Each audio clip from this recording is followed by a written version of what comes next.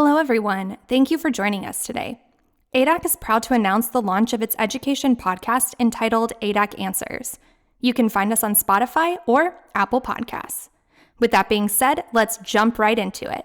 Hi, and welcome to ADAC Answers, an education podcast for all. I'm your host, Erin Black.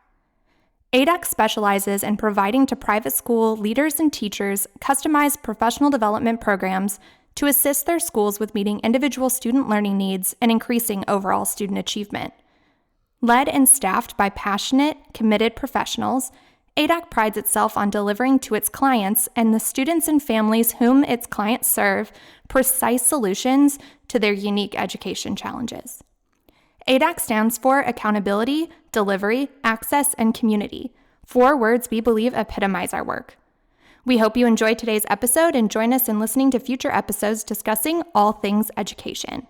Today, we have the incredible opportunity to speak with ADAC CEO Tom Olson and ADAC President Steve Perla, the 2 founding members of our company.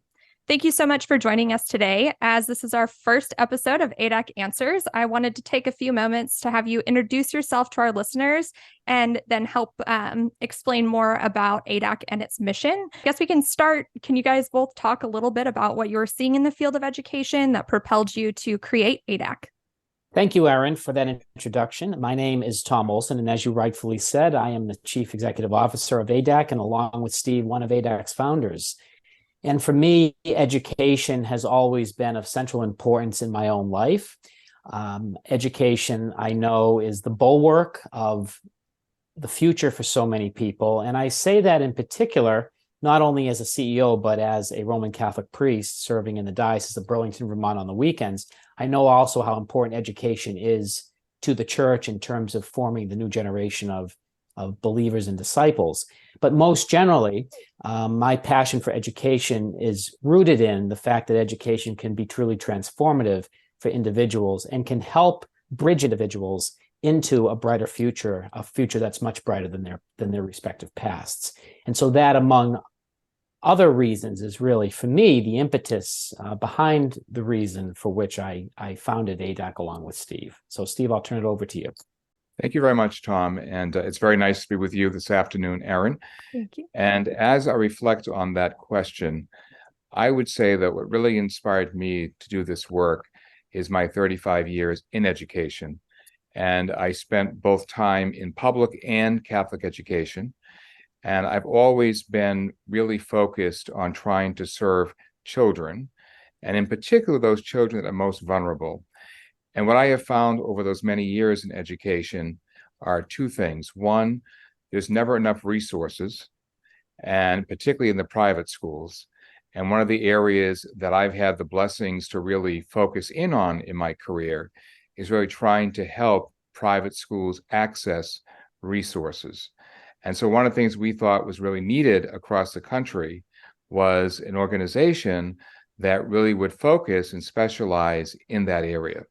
The second area that really has, I think, motivated me in my career in education is with a particular concern for those students who are most vulnerable. And that vulnerability could be because of poverty, it could be because of learning differences or whatever. And so we decided that with this company and with helping schools access resources, it'd be great to be able to marry that with really trying to help schools really better educate and really have, I think, a much more effective approach to teaching students with learning differences. So thus our 2 divisions, right?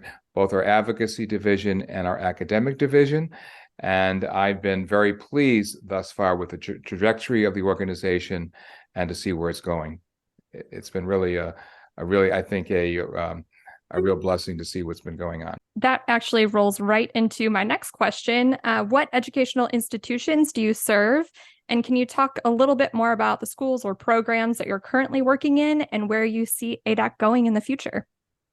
I can take a stab at that, Erin. So as Steve has already intimated, we really have, whatever you want to call them, whether they're divisions or foci, but we really have a division that's devoted to academics, which is to say helping teachers to hone their crafts well. And so we have On our staff, as you know, Aaron, we have people who work with teachers around the country to go into private schools to help private school teachers to become the best that they can be for their students. And ours is a particular focus on special education. We could call it our sweet spot even, but we want to help teachers to especially be able to reach out and to teach well and effectively students with learning differences. But our work with teachers runs the gamut from not only special needs, but just helping teachers to persevere in their own vocations as teachers. As I like to say, teachers are born, not made. And if we can give them the tools to teach and to be better at their job, that for us is really the honor. And then the other division that we've already mentioned, of course, is advocacy. And really what that means is helping private schools to fully access all of the services that their students are entitled to under federal laws, in the Individuals with Disabilities Education Act, IDEA, the Every Student Succeeds Act, ESSA. Of course, during the pandemic, there was the Emergency Assistance for Non-Public Schools, the EANS program, that was a lifesaver for many of our private schools. And so our work in advocacy is to help our private school clients to fully access those federal resources. But even in states, there are some very generous state programs, state-funded programs that we also seek to help schools fully attain and access to.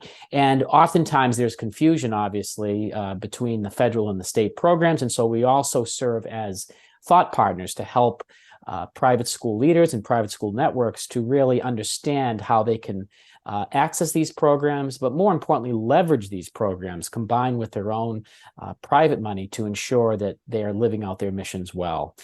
So those, I think, that's an apt summation of our two major foci.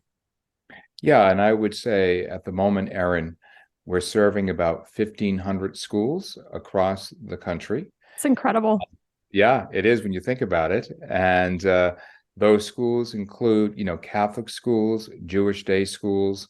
We also have Christian schools, that like Lutheran schools, et cetera.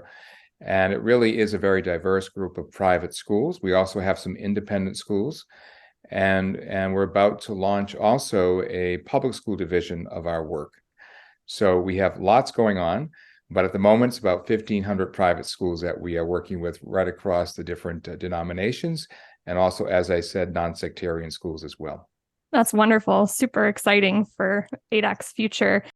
I love the work that you do, especially for special education, because I was an undiagnosed student in third grade, called stupid, lazy, dumb, and I was in a public school where you had services and you had options to, get diagnostic testing and to put interventions and accommodations in place. But I was overlooked. And thankfully, I had two wonderful advocates, my parents, who said, no, there's something going on because she's bright, but is struggling to read or is struggling to do her math. And so, after my self-esteem plummeting because I had a teacher that told me that I was never going to amount to anything, I started looking for private schools and found an incredible institution that does serve students with learning disabilities and also students that have an above average to genius IQ. And that place was a lifesaver for me. But I was turned down from a lot of other schools saying that they don't take kids like me. If you asked me in third grade if I was ever going to be a teacher, I would be like, no, once I leave the classroom, I am never coming back ever again. School is off limits. And, then just my experiences and I had mentors that pushed me into a position, made me realize that it really was what I was supposed to be doing. And I absolutely love it. And I don't want a child to experience what I've experienced. So that's why professionally, I am driven to work within schools and help improve special education programs. And what you guys do is so incredible because you've designed it in a way that we can go out and help teachers. And it's not just this professional development and then you leave them. We do professional development, but there's follow-up, there's follow-through, there's, we're a resource for the teachers to come to. It really does make a huge impact on an individual's life. And so I'm very proud and excited to be doing the work that I am doing to make sure, every student, regardless of if you struggle with education or not, you're going to have a seat at the table and you're going to have the right tools to help you succeed. So just thank you for starting this. It's incredible. And we're happy to have you with us, Aaron. And, you know, the image of a seat at the table reminds me and brings me back to the fact that, you know, if we look at our distant and perhaps more recent history, some of the towering, luminous figures that are household names who had or who we believe had learning differences are just incredible. I'll give you one example: Albert Einstein. Mm-hmm. Albert Einstein had dyscalculia, and yet Albert Einstein's theories, the elegance with which he brought those to the scientific community, and the truth that Einstein was able to uncover is now, by the way, being validated by images from the James Webb telescope. These beautiful images showing images from planetary systems that are light years away are demonstrating that some of Einstein's more ethereal theories are true. And yet Einstein himself had what would technically have qualified him for services under the Individuals with Disabilities Education Act. Another person that comes to mind is Agatha Christie, the great novelist. She had dyslexia. And yet she herself is a household name, at least in literary circles. And then of course, another household name that even little kids know is Thomas Edison. Thomas Edison is believed to have had numerous disabilities, many of which would again have qualified for him to receive services under IDEA. And yet we all know Thomas Edison not only is responsible for the light bulb and for all these things that we take so much for granted in our day-to-day lives, but for so many other things as well. And so when it comes to serving students, especially with special needs, as our coaches help our private school teachers to do, you know, there's oftentimes a stigma associated with a special need, but that's why I prefer the phrase learn differently. Einstein, Christie, Edison, they learn differently, but that in no manner, shape, or form has brought into any question whatsoever that they're any less than anyone else. And so part of, fortunately, we're glad to see historically the stigma, so-called stigma around special education is trying to dissolve. And we hope to be at the forefront of continuing that. But I'll recall my own high school years, and this is going back only a couple of decades or so. I remember even back then, when I was in high school, my best friend was one of, quote unquote, those kids in the resource room. And it's great to see how far public and private schools have come with regard to this. But we also know that there's a lot more work to be done. And it's an honor for me of a lifetime to be able to help lead a company and a team, of which you're an important part, Aaron, to change stigma where stigma still needs to be changed, and more so open hearts and minds to the fact that students with learning differences simply learn differently, but they are as capable as any other student with really attaining great things for themselves and for the world. Yes, definitely. They're not limited. Their potential is, you know, way higher than what they expect or what, you know, some adults may expect. But, you know, look at the individuals that impacted our current world that you just listed, Tom, and all of them just persisted through and then have had a major impact on our lives to this day. And, you know, nothing stopped them. A learning difference didn't stop them. And we have got to stop capping kids off as saying they have this disability, so they can't do this, that, and the other. You know, Einstein having dyscalculia, come on, you know, math, he did so much math. So exactly. It's pretty incredible when you give them the tools and help them side by side, walk with them, give them everything that they need, the resources that they need, they can succeed and they can exceed your expectations. So, and a way of putting that, Aaron, is really talking about unlocking a student's full potential, right? Yeah. An image that I often use to describe that impetus behind ADAC's mission is looking again to the past. I'm a history buff, as you probably can tell by my comments, but looking back to the past of Michelangelo's David, that wonderful sculpture. Well, at one point in the distant past, that sculpture was simply a block of marble. But within that block of marble, Michelangelo was able to see, only through his eyes, see the potential that lay hidden beneath. And so he took out his chisel and he took out his axe and he began chiseling and axing away, eventually revealing to the world what is now a veritable masterpiece. And I think all students are masterpieces in making. And it's the job of educators to chisel away and chip away and ultimately reveal to and for the world that potential. And it's, again, an honor of a lifetime for me to help run a company where we equip our team to help teachers to really perfect that craft of chiseling and revealing and chiseling to the world each and every student's full potential. Thank you. Aaron, I'd like to go back to a point that you made when you spoke about your own experience. Mm-hmm. And you said something I think very important, and that is that you had two advocates, your parents. Yes. And they were in a position, to perhaps understand how to advocate for you, how to navigate the system. And as you know, being in the field as long as you have, one of the areas that we find is there are a lot of families that have no idea how to navigate that system. Yes. And they get very intimidated by it. Mm-hmm. So one of the things that we have decided to do at ADAC is to start a student advocacy division as well. So besides helping schools access the resources, and then of course working with teachers to become, very effective instructors, we're now also trying to work with families to help them so that if their children need those services, they have the support that they need also to access the resources that are necessary so their child can be successful. And it's so frustrating when you look at the way some of these families are treated. And in particular, how some of these kids are just put aside. And because again, that these are some of the more vulnerable kids. And the thing that's so frustrating is that if they got the services, they'll be very successful.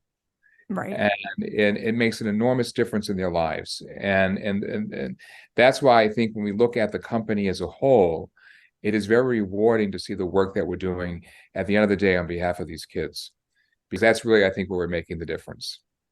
I totally agree. And advocacy is a huge component to this. My parents had no experience. They did not know what to do. They felt like they messed up, that they were on a lonely island, that no one else was experiencing this.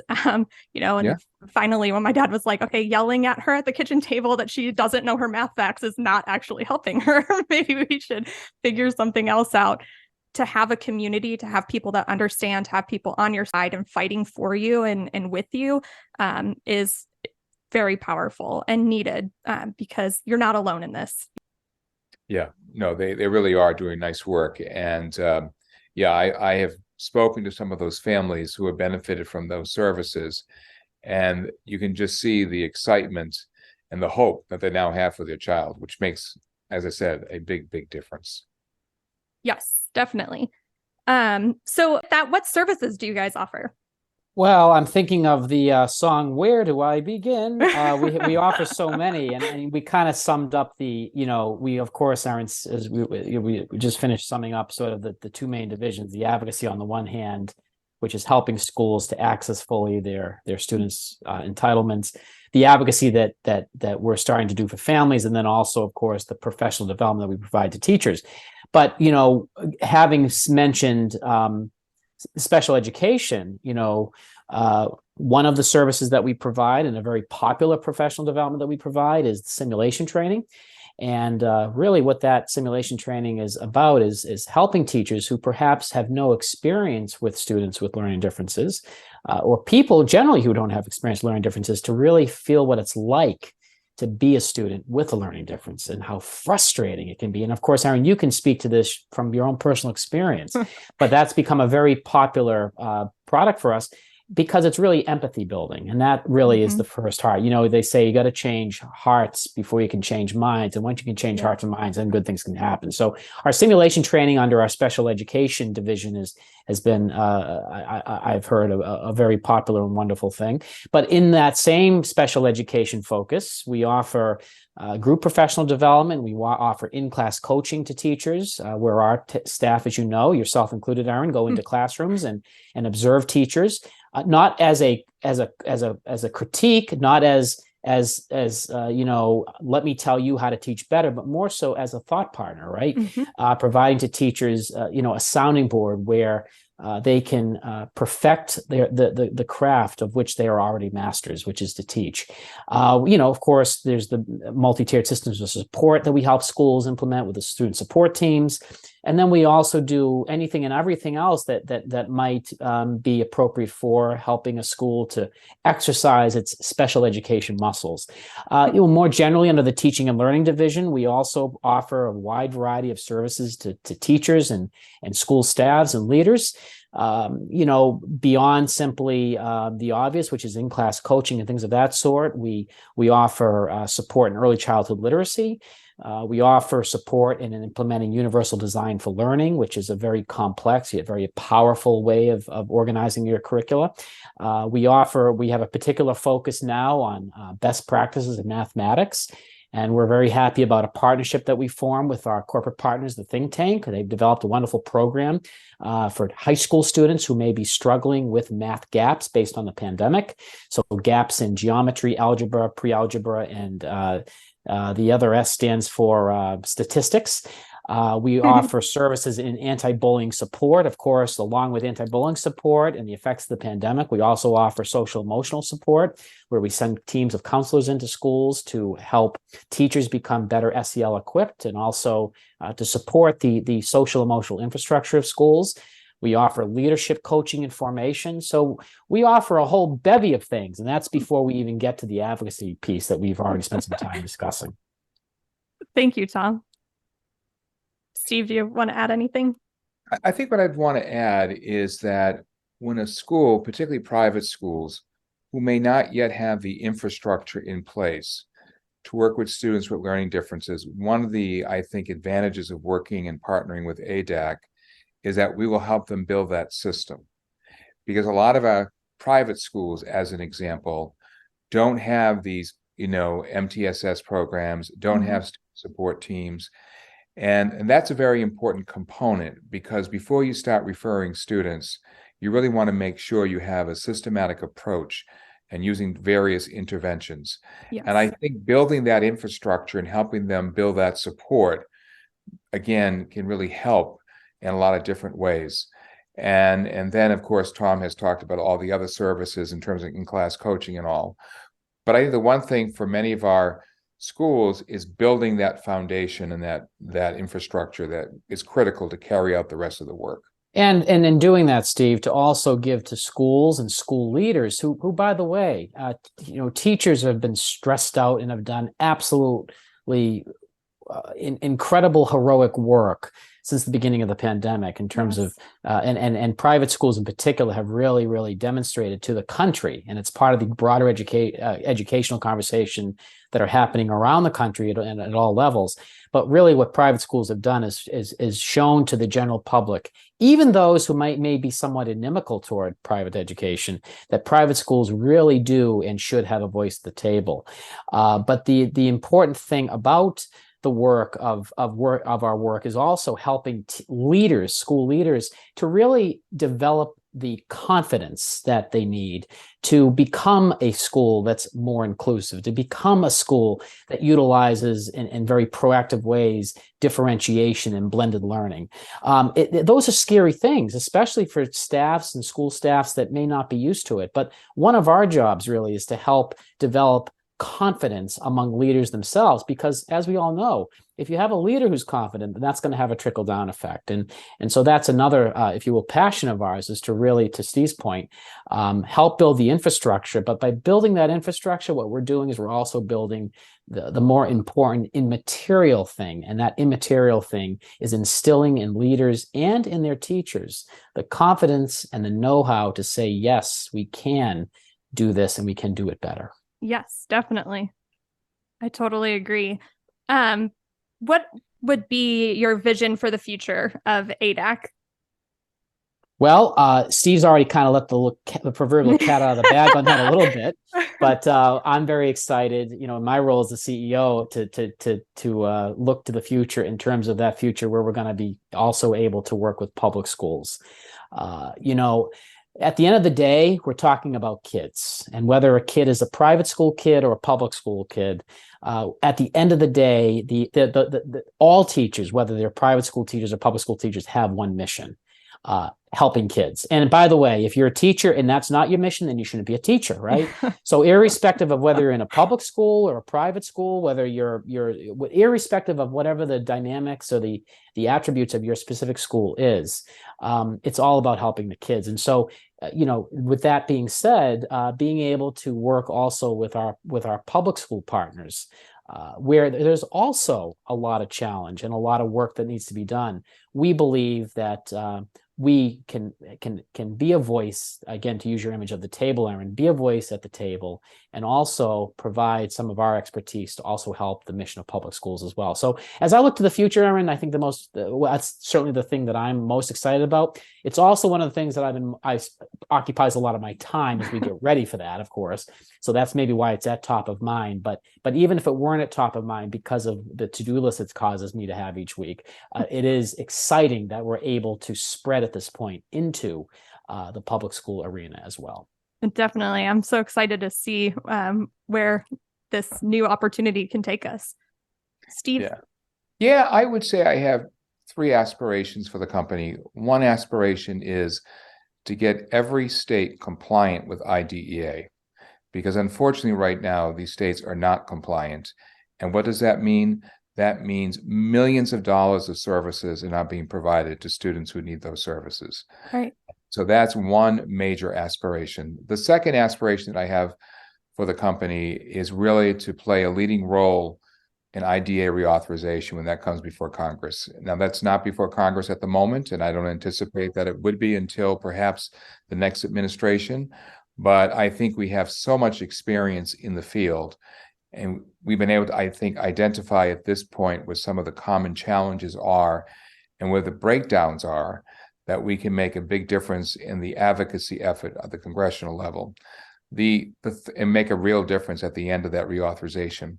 The third, that I think is really important as we look to the future and we look at this company, is that we are really able to objectively say we've made the difference in thousands of kids' lives. I'd like to be able to really look at this and reflect back and say, you know what, we really, after all this work, it's made a real difference for, thousands of kids. And that to me is the most important thing that we do. I totally agree. Or why were you interested in creating ADAC Answers? What's your hope for our listeners? It's and this perhaps as a member of our team. It's I always one of the things that I'm concerned about as one of the leaders of the organization is making sure that our mission and what we do on behalf of the missions of our clients is fully accessible to people. And our business model is that our storefront is, of course, in addition to the services that we provide, our storefront is really our website, right? We don't have brick and mortar offices or stores or anything like that. That's not what our business model requires. And so we're not going to have billboards either. And we're not going to have trucks rolling down the street with our logo on it. But what we do that could be arranged, Tom. That could be arranged. That's right. Maybe I'll throw an airplane or two in there as well eventually, right? I know that would help our people get around from point A to point B. Yeah. We're traveling so often, right? But in all seriousness, I want to make sure that our mission is known by as many people as possible through whatever means are necessary. And certainly podcasts are a wonderful way of doing this. Podcasting has also become ubiquitous, right? In the sense that now there's a lot of podcasts out there, which means that if, we should also be involved in podcasts. But we're not doing that simply because everybody else is. We're doing it because we also believe that our message and our mission, if it can be shared well and effectively through a podcast, then my attitude is, why not? Why would we not have ADAC Answers? And so I'm grateful for the opportunity that we have ADAC Answers as yet another way, another mechanism, another avenue for us to continue to build our business. Obviously, that's a major part of this, but also to continue to invite people of goodwill who are dedicated to the mission of helping kids through education to become involved with many of the things that we're involved in. Wonderful. Thank you. Yeah, and I would just add to that, clearly it's a communication vehicle. And I would hope as people listen to the podcast, who knows, there might be a teacher or a family member out there who might need the service, who might need the support, and as a result of hearing the podcast can reach out to us, and that can make a difference in their lives. And so I think having any opportunity to communicate what we do is important, so people will understand that there's support systems that are in place for them if they need that kind of help. Do you guys have any final thoughts or hopes before we end today? That the podcast will be successful, as we've been successful in so many other areas, and clearly I'm grateful. I say to friends of mine, ADAC's greatest resources is human resources.